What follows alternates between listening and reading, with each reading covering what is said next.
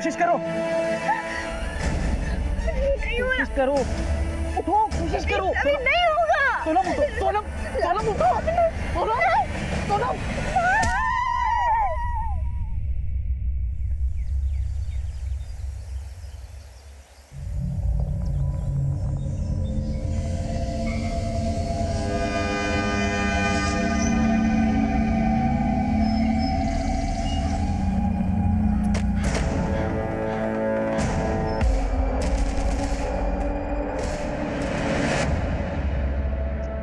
अभी आ गया ना।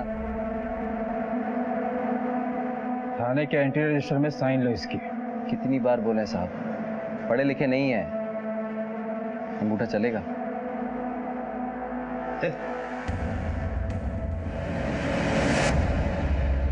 राकेश बहुत ही संकी किस्म का आदमी है। आज से 12 दिन पहले इसने एक रविंद्र नाम के शख्स की बड़ी बेरहमी से हत्या की थी। गिल्टी फील करना तो दूर, चेहरे पर शिकन तक नहीं है इसके। जब तक सोनम राकेश को आइडेंटिफाई नहीं कर लेती, हम उसे मुजरिम नहीं कह सकते। तो सोनम इस केस में इकलौती चश्मदीद है जिसे ये पता है कि रविंद्र को किसने मारा था। पर जब वो हमें मिली थी तब उसकी हालत बहुत ही ज्यादा खराब थी। वैसे सोनम कैसी है? सर मैंने डॉक्टर्स की एक टीम को सोनम के घर पर भेजा था। उनका कहना है कि सोनम की हालत पहले से काफ़ी बेटर है। अगर हम चाहें तो सोनम का स्टेटमेंट अभी रिकॉर्ड कर सकते हैं। सोनम, सोनम, क्या हुआ? क्या हुआ? फिर कोई डरावना ख्वाब देखा क्या?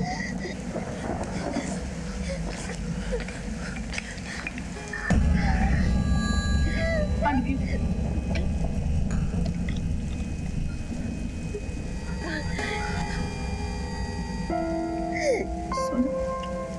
संभालो अपने आप को।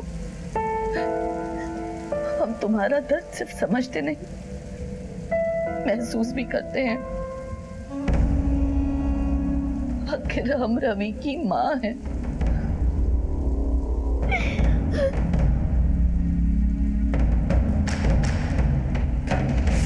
रविंद्र की मौत ने एक ऐसी कहानी की शुरुआत कर दी थी जिसके अंत तक पहुंचना इतना आसान नहीं था।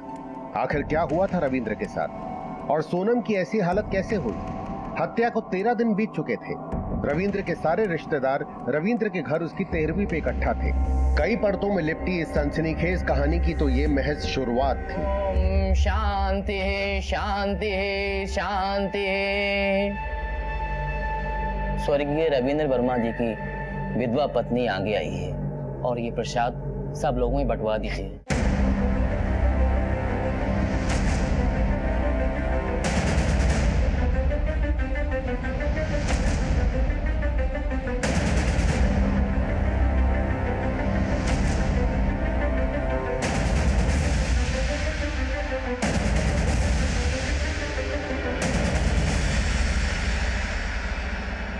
रचना, सोनम, तुम दोनों ये प्रसाद सब लोगों में बांट दो।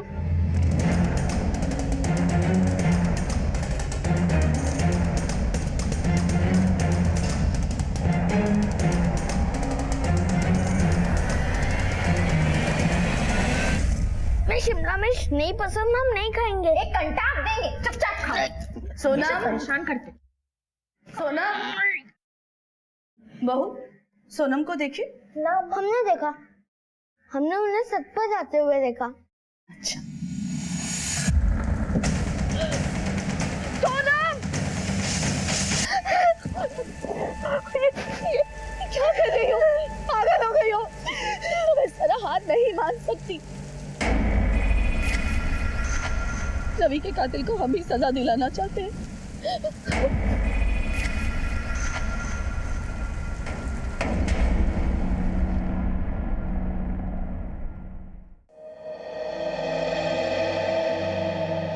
सोनम, यहाँ कुछ लोग हैं, तुम्हें आइडेंटिफाई करके बताना होगा कि रविंद्र को किसने मारा।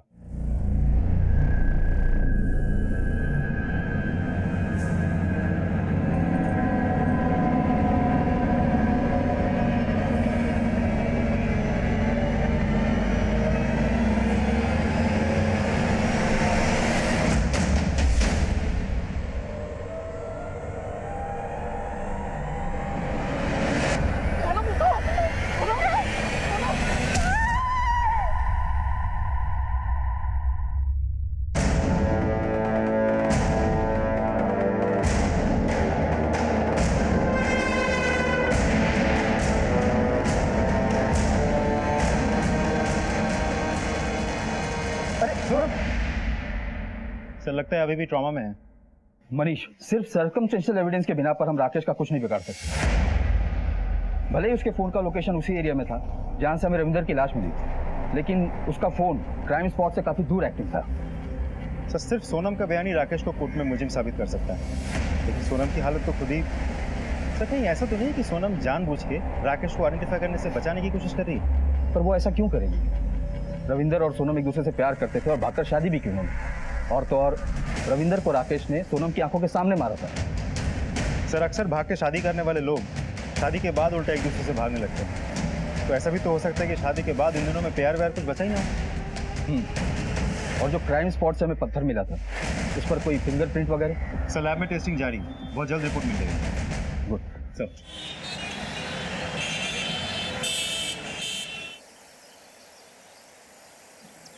नाटक किया है तुमने पुलिस के सामने। अरे तुम तो चाहती नहीं हो कि राकेश को सजा हो। तुम ऐसा कैसे कह सकती हो? उसने हमारे रविंद्र को मारा। रविंद्र सिर्फ हमारे हैं, तुम्हारे नहीं। और वैसे भी उन्हीं की तरह धोखा देना तुम्हें भी अच्छे से आता है। कभी भी पलट सकती हो तुम। अर्चना, तुम हमारे बारे में ऐसा कैसे बोल सकती हो? हम दोनों तो फ्रेंड्स। अच्छा हुआ तुम मिल गई, वरना हम तो इतनी टेंशन में थे कि कैसे लोग होंगे, कैसी जगह होगी।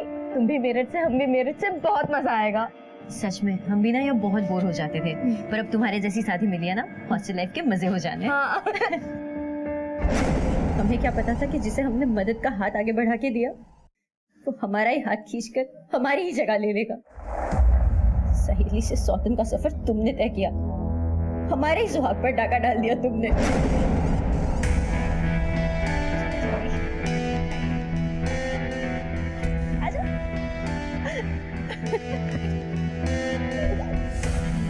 ये हमारी रूम। सोनम।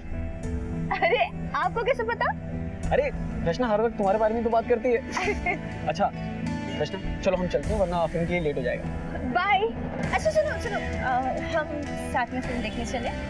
अरे ये तो और भी बढ़िया हो जाएगा। अरे आप दोनों जाइए ना, मैं कबाब में हड्डी नहीं बनना चाहती। कैसी बातें कर रही हो? देखो ज्यादा देर की ना तो सलमान की फिल्म है, फिर टिकट नहीं मिली तो हमें मत कहना। चलो चलो चल। अरे पता नहीं वो कौन सी मनहूस घड़ी थी कि हमने तुमको जाकर रविंद्र से मिलवा दिया। लोग तो अपने पैर पर कुल्हाड़ी मारते, हमने तो अपना पैर ही कुल्हाड़ी पर दे मारा। हमारा कोई मकसद नहीं था तुम्हारी सौतन बनना।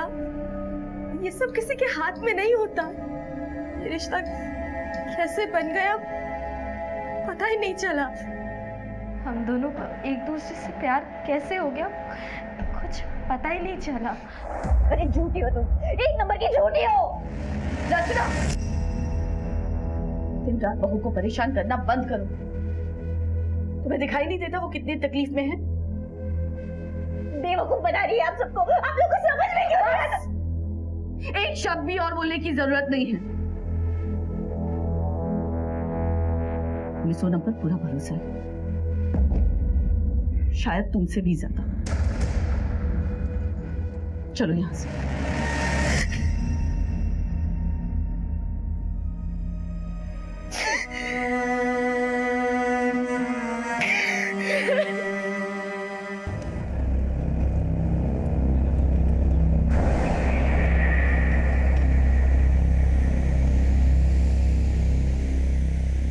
साहब गाड़ी रोको ना, थोड़ा हल्का होना है। चुपचाप बैठे रहे। साहब हल्का होना है, रोको ना। बोला ना चुपचाप बैठ गाड़ी के अंदर।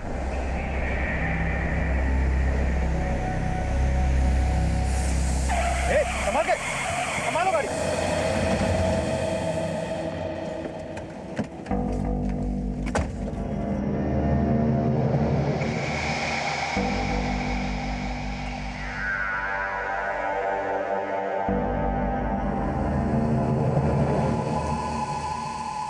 लगता है किसी की प्लानिंग है, किसी ने जानबूझ के कीले फेंक रखा है।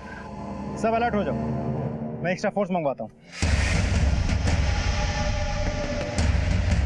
हेलो,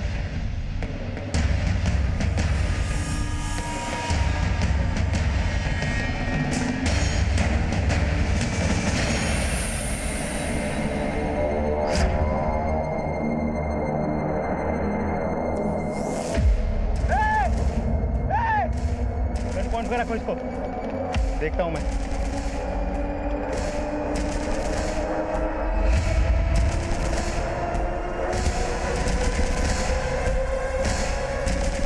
बाहर निकल। गाड़ी क्यों रोका? सर मैं तो बस यहाँ से निकल रहा था, मैंने आपको देखा बंदूक के साथ तो मैं डर गया था सर, इसलिए गाड़ी रुकवा दी। इससे नाम नंबर लो।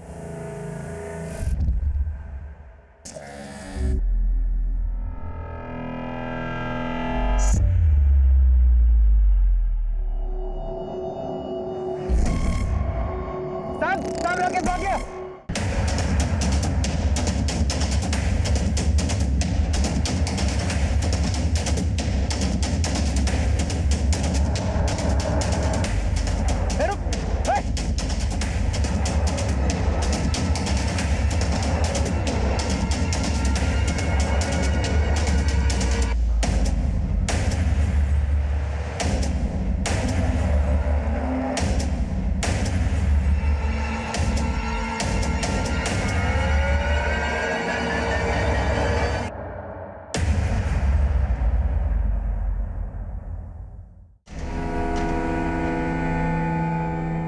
जी आपने हमारे लिए इतना जोखिम उठाया, ये एहसान कैसे चुकाएंगे हम आपका?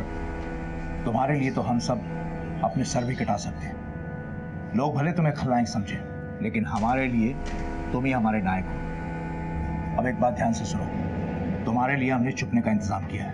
अब देर मत करो, अब तुरंत निकलो। संभाल कर लेके जाना। जी बाबूजी।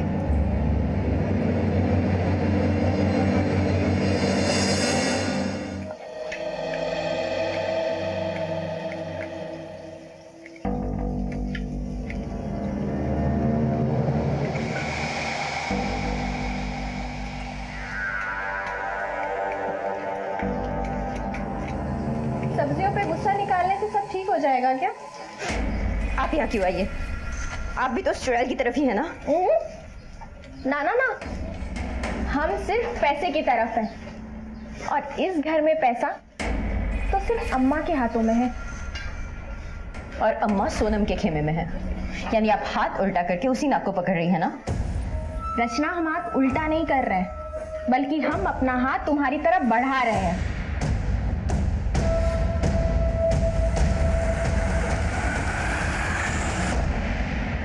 मनीष, ये 100% राकेश के लोगों का किया हुआ है।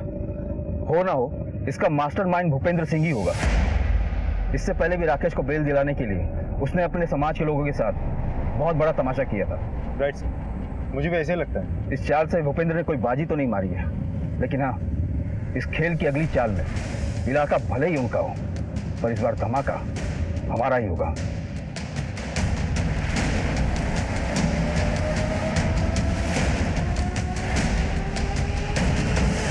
मैंने आपसे पहले कहा ना कि राकेश यहां नहीं आया है। भूपेंद्र सिंह, अगर मुझे एक भी सबूत मिला कि राकेश को भगाने में तुम्हारा ही हाथ है, तो याद रखना, इस उम्र में टूटा हुआ हाथ जुड़ेगा नहीं। तुमने एक अपराधी की मदद की है। कौन अपराधी? आप शायद भूल रहे हैं, आपकी हद सिर्फ आरोपी को पकड़ने तक की है। अपराधी कौन है इसका फैसला कोर्ट में होगा, और जिसका फैसला आने में भी सालों लग जाते हैं। राकेश हमारे लिए, हमारे समाज के लिए एक उदाहरण है।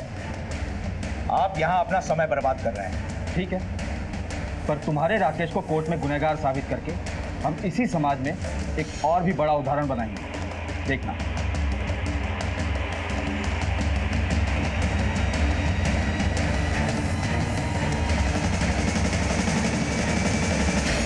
सर, इस भूपेंद्र सिंह की शक्ल देखी लगता है हमसे कुछ छिपा रहे हैं। 2 कांस्टेबल से कहो इस पे 24 घंटे नजर रखें। इसके एक एक सेकंड की डिटेल चाहिए मुझे। सर, आप एक्सक्यूज मी। हेलो, हाँ ठीक है, हम अभी पहुंचते हैं। सर, खबरी बुड्डू का कॉल था, सोनम के एरिया में राकेश को देखा गया। चलो,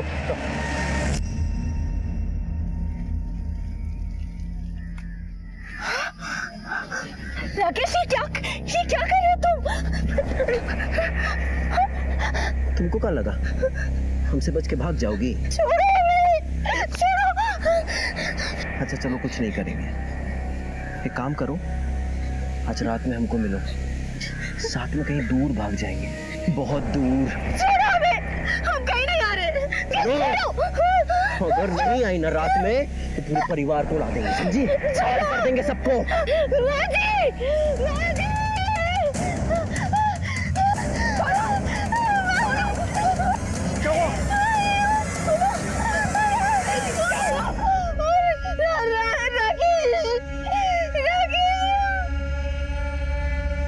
संभालो इसे छोड़ेंगे नहीं हम। तो तुम लोग देख क्या रहे हो? ले जाओ इसे अंदर।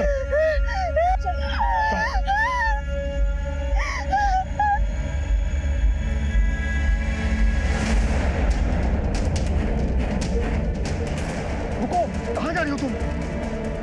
क्या कर रही हो तुम? छोड़ो हमें। मुन्नी रुको, मुन्नी, मुन्नी क्या कर रही हो तुम? रुको, मुन्नी रुको। हम इस कुत्ते को छोड़ेंगे नहीं। आप उस तरफ देखिए, हम इस तरफ देखते हैं। हाथ था। आखिर वो पुलिस की गिरफ्त से भागकर सीधा सोनम के पास क्यों आया था? क्या सोनम की जान को भी खतरा था?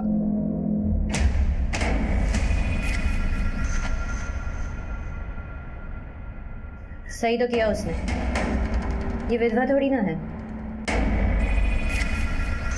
रविंद्र की पहली, हमारा मतलब रविंद्र की पत्नी सिर्फ हम हैं, और उसके बाद एक मर्द की जिंदगी में चाहे कितनी भी औरतें आ जाए।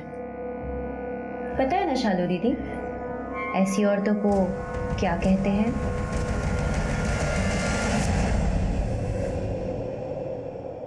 मुन्नी सुनो, क्या हुआ?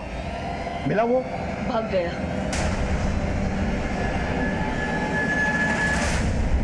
घर का कोना कोना छान मारो, जाकर ऊपर देखो। सर, आसपास अच्छे से चेक किया, लेकिन राकेश कहीं नहीं है। लगता है वो भाग निकला है। शायद ये राकेश शहर छोड़कर भागने की फिराक में है। शहर के सारे एग्जिट पॉइंट की चेकिंग बढ़ा दो और इस राकेश की फोटो हर जगह सर्कुलेट कर दो। सर, देखिए मुन्नी जी, इस तरीके से कानून अपने हाथ में नहीं लेना चाहिए था आपको। आप प्लीज ऐसा दोबारा ना करें। हमने कोई कानून अपने हाथ में नहीं लिया है। इस बंदूक के कागज है हमारे पास। हम राकेश की तरह अपराधी नहीं हैं। और आपको क्या लगता है जिस आदमी ने हमारे बेटे को मार डाला उसके सामने हम आरती की थाली लेकर जाए? हमारे बेटे की आखिरी निशानी की रक्षा हम कर सकते हैं। हम सोनम से एक बार बात करना चाहते हैं। वो अपने कमरे में है, बहुत डरी हुई है। इस वक्त वो किसी से बात करने की स्थिति में नहीं है। ठीक है, हम उसकी सिक्योरिटी के लिए कांस्टेबल अलॉट करते हैं। सर, कहीं नहीं है। कांस्टेबल पांडे से कहो कि इनकी सिक्योरिटी के लिए यहीं रुके। ये राकेश यहाँ दोबारा आ सकता है। सर,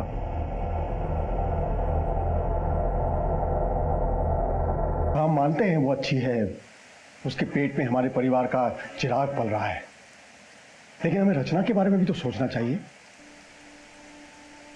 हम रचना से भी उतना ही प्यार करते हैं, पर सोनम की कोख में हमारे घर का चिराग पल रहा है और हम किसी भी कीमत पर रवि की आखिरी निशानी को कुछ नहीं होने देंगे। अम्मा, हम सोनम से बहुत प्यार करते हैं और एक दूसरे के बिना नहीं रह सकते, और उसकी कोख में हमारा अंश पल रहा है।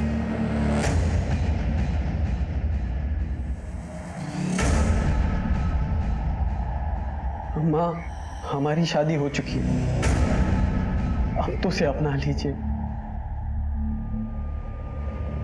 हमें अपना आशीर्वाद दीजिए।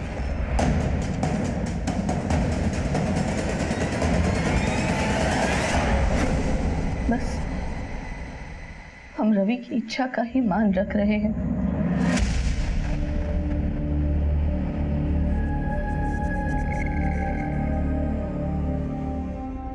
जाओ। सर, राकेश की कोई खबर? सर अभी तक तो नहीं, लेकिन हमने खबरियों को काम पे लगा दिया। राकेश की फोटो इस शहर के हर पुलिस स्टेशन में सर्कुलेट करवा दिया। सर, भूपेंद्र सिंह पे भी हमने नजर बनाई नहीं। फिलहाल उसके घर के एक्टिविटीज तो नॉर्मल लगता है। राकेश के मिलने के बाद उसे रिमांड पर लेने के लिए हमें एक स्ट्रॉन्ग एविडेंस की जरूरत है, और अब तक राकेश के खिलाफ अगर हमारे पास कुछ है तो हमारी खुद की बनाई हुई थियरीज। जिस पत्थर से रविंद्र की हत्या हुई थी उससे कुछ हाथ लगा? नहीं सर, आज ही फॉरेंसिक टीम से मेरी बात हुई थी। उनको उस पत्थर से कुछ प्रिंट्स मिले जिन्हें मिटाने की भी कोशिश की गई थी। फॉरेंसिक टीम ने उन प्रिंट्स को हैदराबाद लैब में टेस्ट के लिए भेजा। थोड़ा वक्त और लगेगा सर। वक्त भी तो नहीं है हमारे पास। नहीं,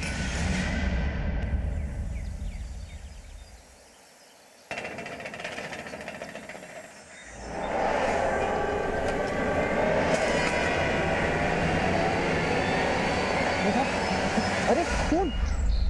मुन्नी मासी! मुन्नी मासी! बाबूजी!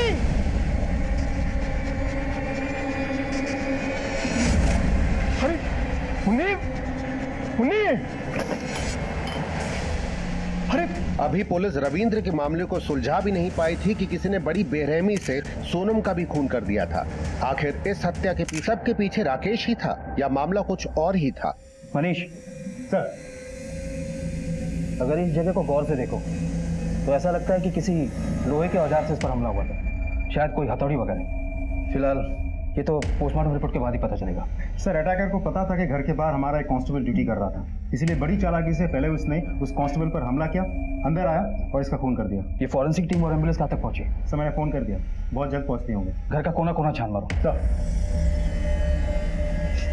हमें इसकी कोई जरूरत नहीं। अम्मा ये क्या कह रही है? मरहम पट्टी करवा लीजिए। मुन्नी जी, अगर आप चाहती हैं कि आपके बेटे और बहू के कातिल को सजा हो तो प्लीज ये मरहम पट्टी करवा लीजिए।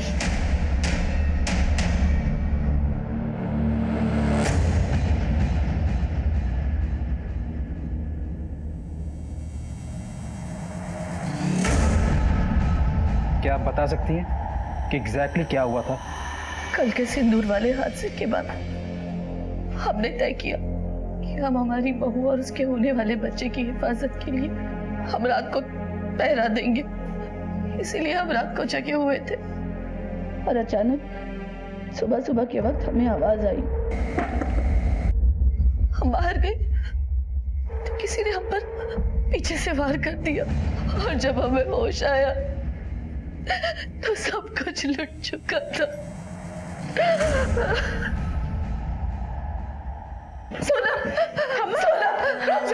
आप लोग प्लीज इन्हें संभालिए। हम सोनम का ख्याल नहीं रख पाए। अम्मा बैठे। सर, कांस्टेबल पांडे जब घर के बाहर ड्यूटी कर रहा था तब उस पर हमला हुआ। पांडे, सर को बताओ। सर, रात को जब मैं पहरे पे था तो अचानक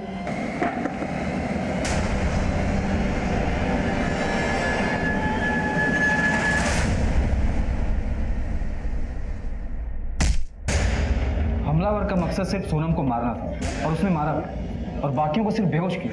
सर बात तो बहुत अजीब है। आप लोगों में से किसी ने कल रात कुछ देखा या सुना था? हाँ, हमने देखा था। कल रात को हमें प्यास लगी थी तो हमारी नींद खुल गई। तभी हमने खिड़की से देखा कि किसी की परछाई थी। सर, हमारे कमरे की खिड़की से तो घर के पीछे वाला रास्ता दिखाई देता है। चलिए दिखाइए। हाँ। आइए सर, इस तरफ। सर, ये है। पूरा एरिया अच्छे से छान मारो, जरूर कुछ ना कुछ हाथ लगेगा। सब जाओ।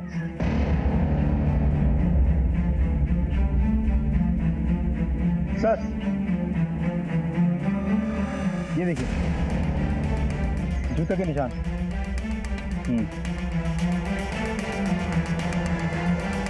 ये जरूर उस कातिल के जूतों के निशान है जिसने सोनम की हत्या की और फिर फरार हो गया।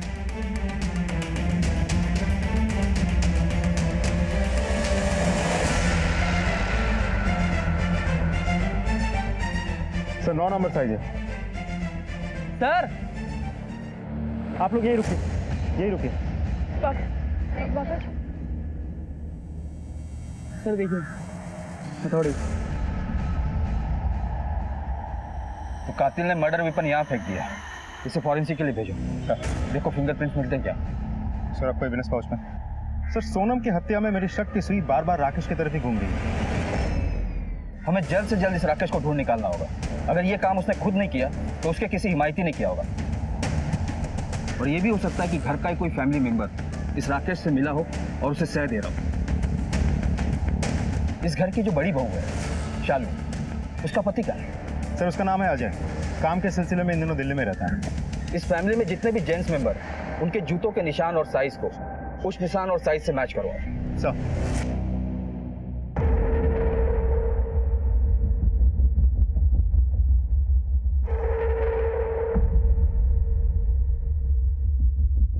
फॉरेंसिक टीम को हथियार से कुछ नहीं मिला।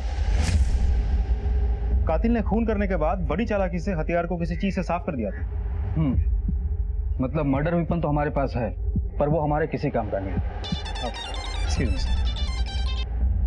हेलो, हाँ ओके सर, कलबरी चौक के बाइक पेट्रोलिंग पुलिस टीम ने राकेश को उनके एरिया में देखा था। राकेश को? जी सर, उन्होंने जब राकेश का पीछा किया तो पता चला कि वो उसी एरिया के एक सुनसान घर में डेरा जमाए बैठे हैं।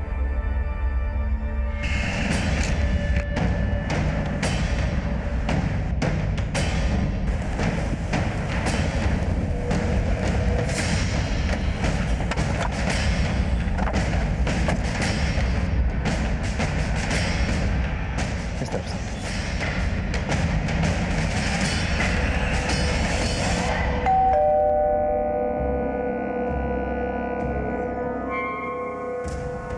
सर, अरे चटनी तो बनाया करो यार।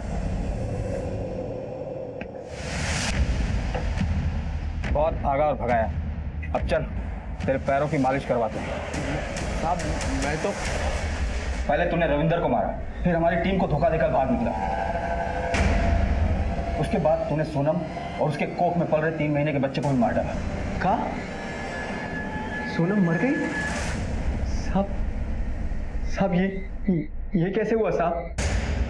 अब 1 मिनट भी वेस्ट किया ना तो तेरी खाल खींच लूंगा। चल बता, जब सोनम ने तुझे पिछली बार धोखा दिया था तब तो तूने उसे माफ कर दिया था, इस बार उसने ऐसा क्या किया कि तूने उसे जान से ही मार डाला? जितना मारना पीटना है मार लीजिए, लेकिन अब सच कह रहे हैं, हमने सोनम को नहीं मारा साहब, हम तो उसे बहुत प्यार करते हैं। फिर से शुरू मत होना, हमें पता है कि सोनम तेरी पत्नी थी।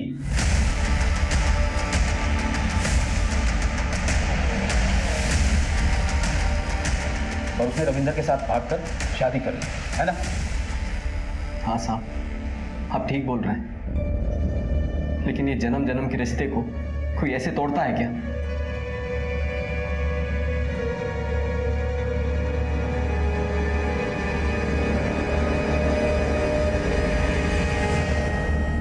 क्या हुआ? अभी हम इस सब के लिए तैयार नहीं हैं। दूर हटो हमसे। पापा ने भी एकदम अपने जैसा लड़का पकड़ा दिया।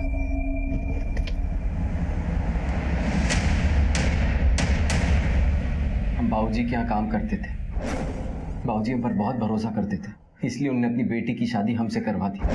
पर उससे मेरी रोज अनबन होती थी। सोनम जल्दी से खाना लगाओ, भूख लगी है। हमने बाहर से मंगा लिया है, खाना घर पे नहीं बनाया। कब मंगवा लिया बाहर से? पनीर हलीमी। किसी रियासत की राजकुमारी हो, घर पे खाना नहीं बना सकती? देखिए हम पढ़ाई कर रहे थे इसलिए नहीं बना पाए खाना। बंद करो ये पढ़ाई वढ़ाई, समझी? और जाके खाना बनाओ। ना उसे कॉलेज भेजते, ना हमारी जिंदगी इतनी उलझती। सोनम के पेट में रविंद्र का बच्चा था, इस बात ने तेरी मर्दानगी को ठेस पहुंचाई और इसी वजह से तूने पहले रविंद्र और उसके बाद सोनम की हत्या कर दी। हाँ साहब, हमारे तलवे से लेके तालू तक आग लग गई थी, सर पे चढ़ गया था अपमान, लेकिन इसका मतलब ये नहीं कि हम किसी को मार देंगे। अच्छा, अगर तू इतना ही दूध का धुला है तो हमारे कस्टडी से क्यों भाग निकला था? चलिए साहब, मान लेते हैं कि हमने रविंदर को मारा, तो फिर सोनम ने हमारे खिलाफ गवाही क्यों नहीं दी?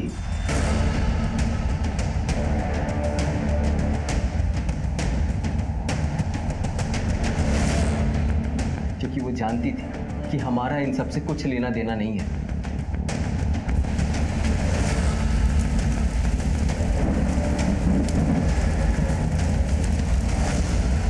सर, राकेश मौके का फायदा उठा रहा है। उसे पता है कि इस केस की एकलौती चश्मदीद सोनम थी, जो मर गई या मार दी गई है। सर ये फोरेंसिक रिपोर्ट।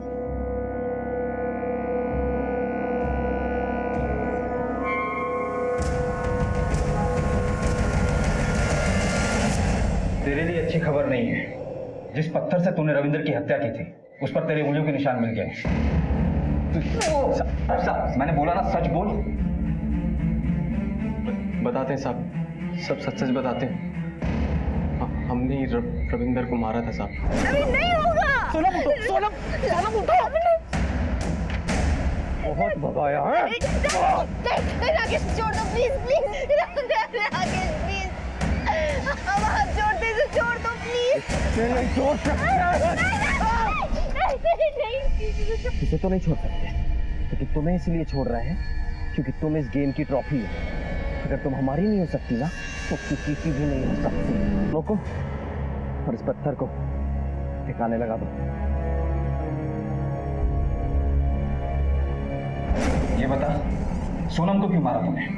नहीं साहब, हमने सोनम के साथ कुछ नहीं किया साहब।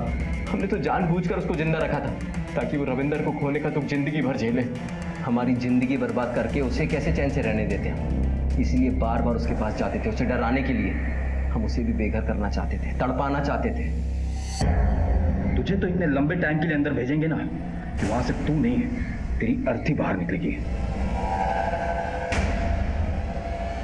बहुत से लोग दुश्मन हो सकते हैं सोनम के। पिता भूपेंद्र सिंह, जिसके लिए उसका समाज, उसके लोग और उसका दामाद उसकी बेटी के ऊपर मायने रखता है। दूसरी ये रविंद्र की पहली पत्नी रचना, जिसकी जिंदगी में सोनम सौतन बनकर आई और उस घर में खास जगह बना रही थी आने वाले चिराग को जन्म देकर। इन दोनों के पास भी स्ट्रॉन्ग मोटिव है सोनम को मारने का।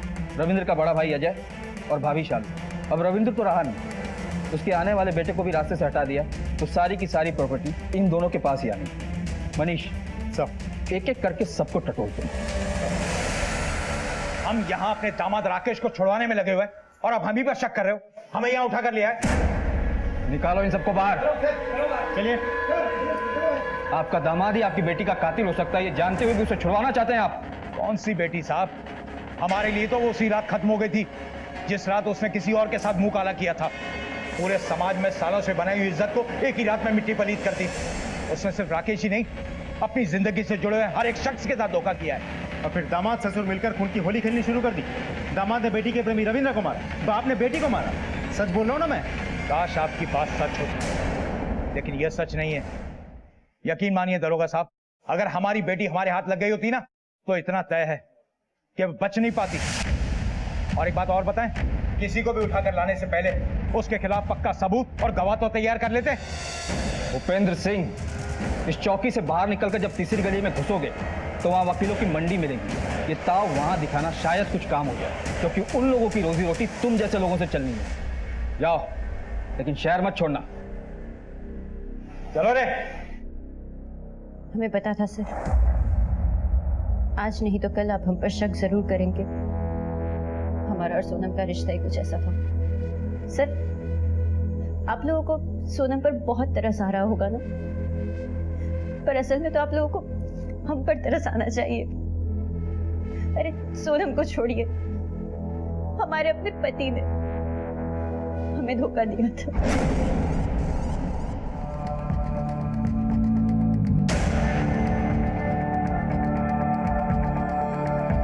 सोनम हमारे बच्चे की मां बनने वाली। हमारे पास उससे शादी करने के अलावा और कोई रास्ता भी नहीं। तो ये सारा कुछ खिला रहे थे तुम दोनों हमारे पीठ पीछे, और ये सब इसलिए किया था क्योंकि हम आपको एक बच्चा नहीं दे सके। रचना, ऐसा नहीं है, तुम बिल्कुल गलत सोच रही हो। हमारी शादी हमारी माँ के कहने पे हुई थी, लेकिन हमें तुमसे कभी प्यार नहीं हुआ। प्यार तो बस हमें सोनम से हुआ। Hope you understand. और तुम्हें जैसे ही मौका मिला तुमने उसे मार दिया। पत्नी होने का हक तो उसने तुमसे पहले ही छीन लिया। रविंद्र की विधवा होने का हक भी वो तुमसे छीन रही। घर में तुम्हारे सास की लाडली थी, घर का चिराग जो उसके कोख में थी। हम सच कह रहे हैं, हमने किसी की जान नहीं की। आपको क्या लगता है सर, ये सब रचना ने किया है? हमें जिन जूतों के निशान रचना के घर के पीछे से मिले थे, वो तो किसी मर्द के जूते के निशान लगते हैं। हो सकता है उसने किसी और की मदद ली हो। लेकिन सर, अब तक तो जूते के निशान सिर्फ राकेश से ही मैच हुआ। पर राकेश तो मान ही नहीं रहा, फिर कौन हो सकता है? धमकी दी थी कि अगर वो हमसे मिलने रात को नहीं आई तो हम रविंद्र के पूरे परिवार को खत्म कर देंगे। जब उस रात हम उससे मिलने गए तब हमें पता चला कि वो हमें फंसाने के फुल जुगाड़ में है। राकेश, तुमने रवि को क्यों मारा? क्या बिगाड़ा था उन्होंने तुम्हारा? तुम अपने आप को पुलिस के हवाले क्यों नहीं करते?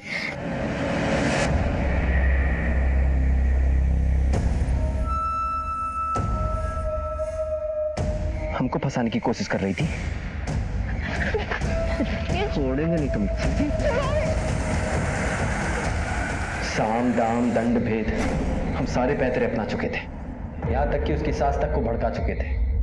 लेकिन वो थी कि रविंद्र की विधवा बन के रहने को तैयार थी, लेकिन हमारे पास आने को तैयार नहीं थी।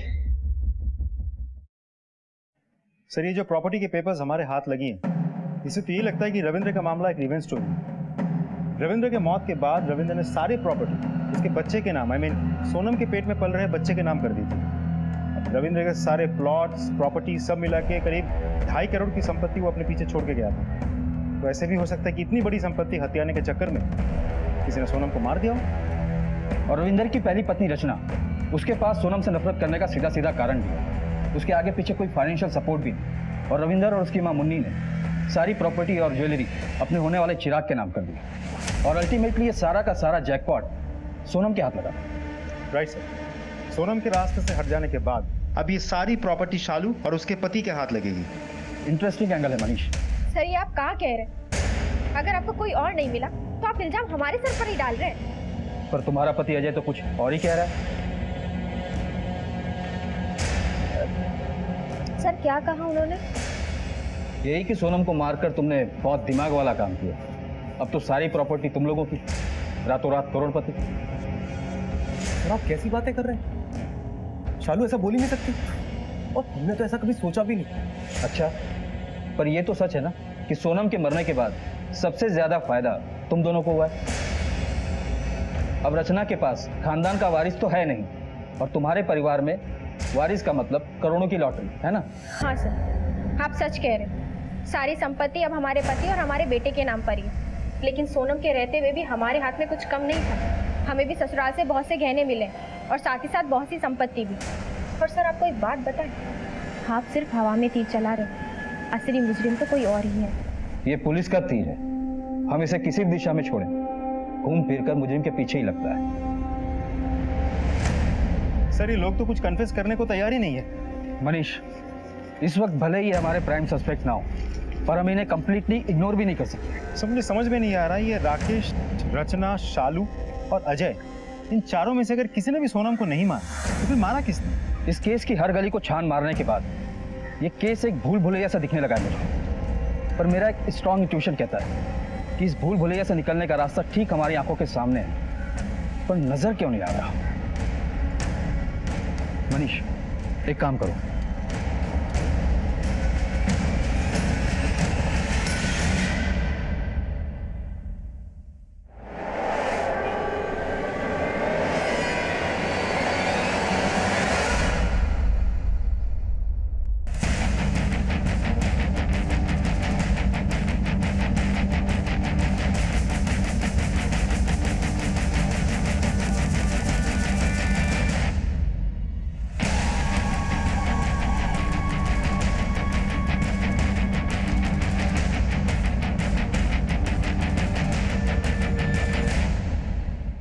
इस बार मेरा इंट्यूशन बिल्कुल सही निकला, इसलिए मैंने डॉक्टर से कहा कि तुम्हारे जख्म को चेक करें।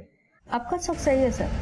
कांस्टेबल पांडे और सोनम के सर पे एक ही हथियार से वार हुआ है, हथौड़ी, और मुन्नी देवी के सर में पत्थर से मारा गया है। हमें तो तुम पर पहले ही शक था जब राकेश ने हमें बताया कि वो तुम्हें बहकाने की कोशिश कर रहा है, पर हमारे हाथ सबूत नहीं थे, इसलिए हमने तुम पर निगरानी रखी और तुम्हें रंगे हाथ पकड़ा।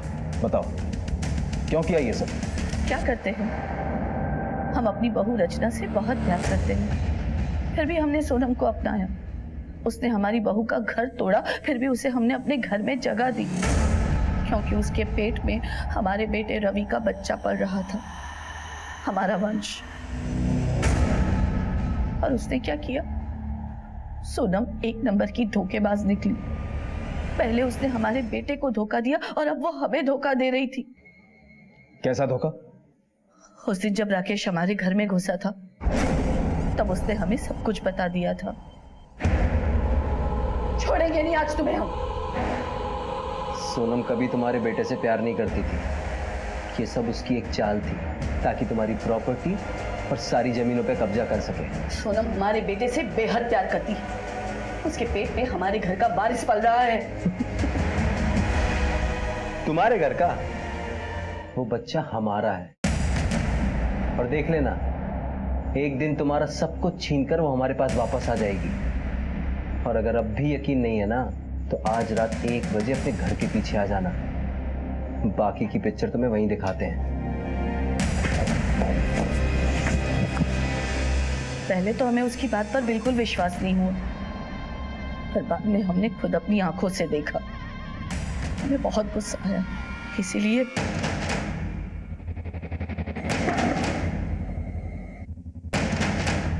हमने आपके हवलदार पर वार करके उसे बेहोश किया और फिर घर के अंदर जाकर सोनम को मार डाला। सोनम को मारने के बाद वो हथौड़ी हमने घर से बाहर जाकर फेंक दी और वापस घर लौटते समय ये सोचकर कि कोई हम पे शक ना करे, खुद को चोट पहुंचाई और बेहोश होने का नाटक किया। और वो जूते के निशान? वो हम ही ने बनाए थे रवि के जूतों से, ताकि आपका शक राकेश की तरफ जाए। हम उसे मारना नहीं चाहते थे, पर हमारे पास और दूसरा कोई रास्ता नहीं था। एक रास्ता हमेशा से खुला था, राकेश पर विश्वास ना करने का। सोनम तुम्हारे बेटे रवि को चाहती थी, ना कि राकेश को। उसके कोख में तुम्हारे बेटे का बच्चा था। वो राकेश की शक्ल तक नहीं देखना चाहती थी, उल्टा उसे जेल भिजवाना चाहती थी। उस रात सोनम राकेश से सिर्फ इसलिए मिली ताकि तुम्हारा परिवार बच सके। आपके बेटे रविंद्र ने सोनम से दूसरी शादी करके अपनी पहली पत्नी रचना से नाइंसाफी की। आपने अपने स्वार्थ में आकर पहले इस रिश्ते को हवा दी और फिर अपनी छोटी सोच में उलझकर उसकी जान ले ली।